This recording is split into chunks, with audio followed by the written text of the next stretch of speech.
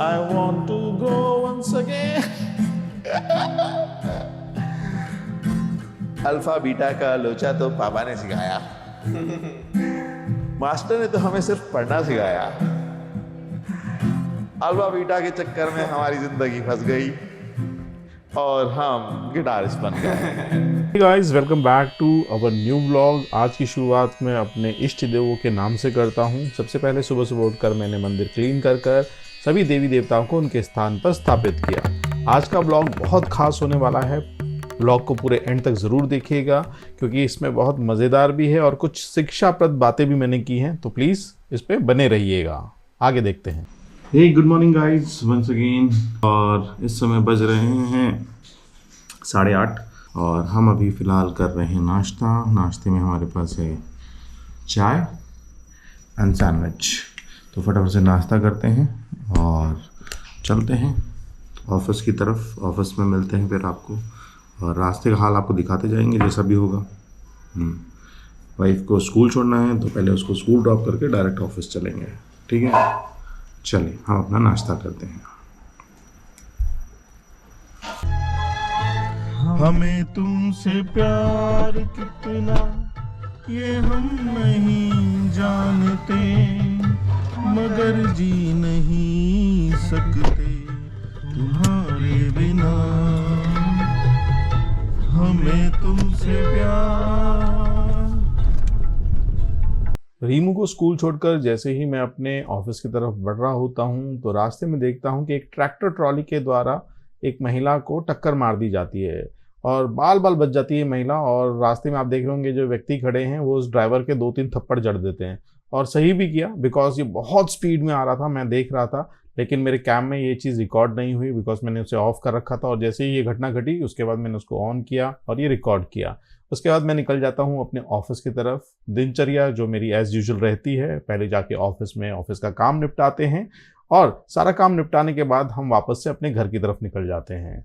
और जब घर की तरफ मैं निकलता हूँ तो यहाँ का जो वातावरण है, जो रास्ता है, वो इतना सुंदर लगता है, देखते ही आंखें चौधिया जाती हैं और बहुत बेहतरीन लगता है। तो जो भी हिल स्टेशन में नहीं रहता और बाहर से इस तरह की वीडियोस भी देखता है तो उसको लगता है यार वाओ कितना सुंदर रास्ता है। और फिर मैं धीरे धीरे अपने घर की तरफ पहुँचता हूँ। देखते हैं। हे गाइस, अभी मैं एक वीडियो देख रहा था यूट्यूब पे UK07 राइडर का। तो भाई बहुत भयंकर फैमिली ड्रामा चल रहा है और हम तो ये कहेंगे भाई तुम्हारी लव मैरिज है तो ये तो तुम्हें अपने सेटल करना आना चाहिए ना। पेरेंट्स, चलो आपने पेरेंट्स के ऊपर इल्ज़ाम लगाया कि पेरेंट्स ने आपके साथ ऐसा किया वैसा किया, और एक जगह सुनने में भी आ रहा है कि आप अपने बोल रहे हो कि भाई मेरे दादाजी के मकान में मेरा भी हक है। ठीक है, as per the government rule और जो भी है लॉज, हो सकता है कि आपके पेरेंटल हाउस में आपका हक है, लेकिन तुम यार इतने खुददार बंदे हो, तुम इतना अच्छा काम कर रहे हो, यूट्यूब पे कर रहे थे कह रहे हो आप, अभी आपका थोड़ा सा समय सही नहीं चल रहा, लेकिन आप वापस से अपने आप को स्टैंड कर सकते हो। दूसरी बात ये कि आपने अपने पेरेंट्स के ऊपर भी इल्ज़ाम लगाया, भाई के ऊपर भी लगाया, ठीक है, होती है कभी कभी फैमिली में इस तरह की दिक्कतें, बट उन दिक्कतों को संभालना आपके हाथ में होना चाहिए। आप किस तरीके से उसको संभाल सकते हैं वो सब कुछ आपको आना चाहिए। आपको बहुत कूल माइंडेड होके थोड़ा सा समझना पड़ेगा कि किस तरीके से फैमिली को हैंडल करना है। पेरेंट्स बुरे या अच्छे नहीं होते हैं, ये आपके ऊपर डिपेंड रहता है कि आप सामने वाले को किस तरह से ट्रीट करते हैं। आपने इतनी बड़ी चैट्स और वीडियो डाली, बहुत समय से आपके दिक्कत आ रही थी फैमिली में। होता है, सबके घरों में थोड़े बहुत बर्तन होते हैं तो खटकते हैं, लेकिन देखो फैमिली चलाना आपके हाथ में है। हम भी अपनी फैमिली चला रहे हैं, ठीक है। दोनों हस्बैंड वाइफ एक दूसरे से म्यूचुअल अंडरस्टैंडिंग में काम करते हैं। कभी कभी उसके पास समय नहीं होता है तो मैं वक्त निकाल के घर का काम संभाल लेता हूँ। जब मेरे पास समय नहीं होता बिल्कुल भी तो वो सारा काम तो करती है ना घर का। तो मैं तो हर तरीके से ये कहता हूँ कि भाई कोशिश करो वापस से अपनी वाइफ को बुलाओ और साथ रहो।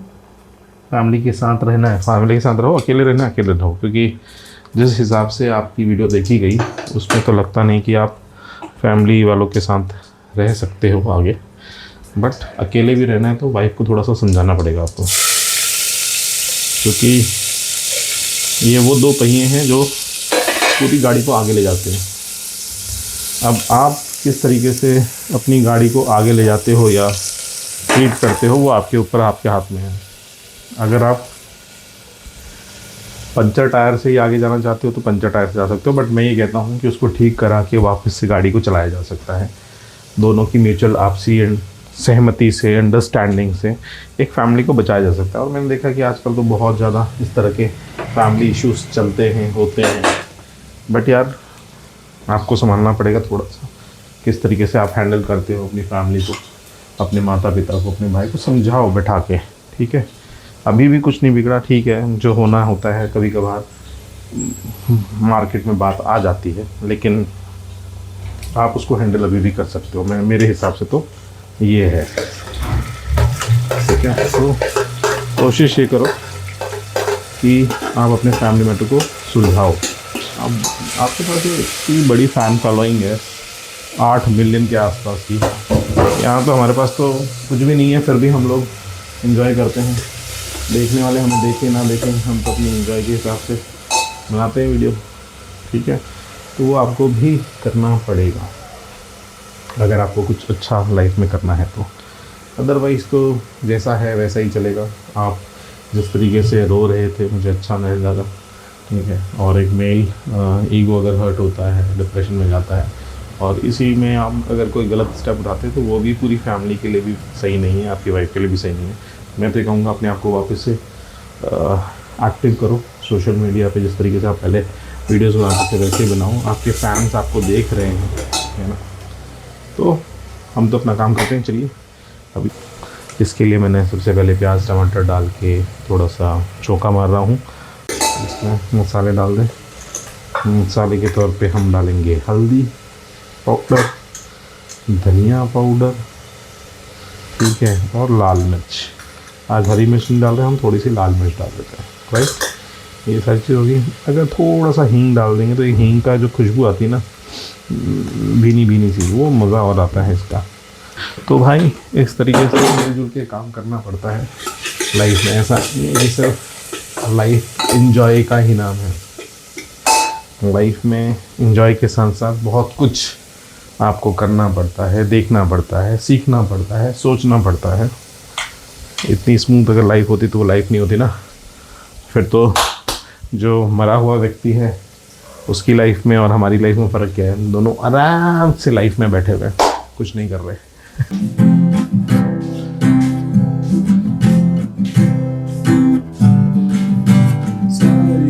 उम्र हम मर मर के जी लिए। Give me some sunshine, give me some rain, give me another chance, I want to go once again. Alpha beta का लोचा तो पापा ने सिखाया, मास्टर ने तो हमें सिर्फ पढ़ना सिखाया। अल्फा बीटा के चक्कर में हमारी जिंदगी फंस गई और हम गिटारिस्ट बन गए। इसीलिए हमने गाना गाया, सारिन तो गया, ज़मानी भी गई, बचपन तो गया, जवानी भी गई, तुम तो अब हमें जीने दो, जीने दो।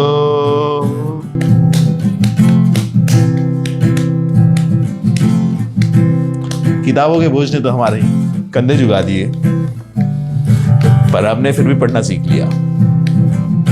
जिंदगी में हमें ऐसे लेसन पढ़ाए कि हमारी जिंदगी बदल गई और आज हम इंजीनियरिंग करके गिटार बजा रहे हैं। So let's do it. चुरा लिया है तुमने जो दिल को, नजर नहीं चुराना सनम। अरे आप बहुत गंदा गाते हैं यार। बदल के मेरी, ऐसे है, स्लो सॉन्ग है ये बहुत। चुरा लिया है तुमने जो दिल को, नजर नहीं चुराना सनम। बदल के मेरी तुम जिंदगानी, कहीं बदल ना जाना सनम। ओ ले लिया दिल, हाय मेरा दिल, दिल लेकर मुझको ना बहलाना। चुरा लिया है तुमने जो दिल को,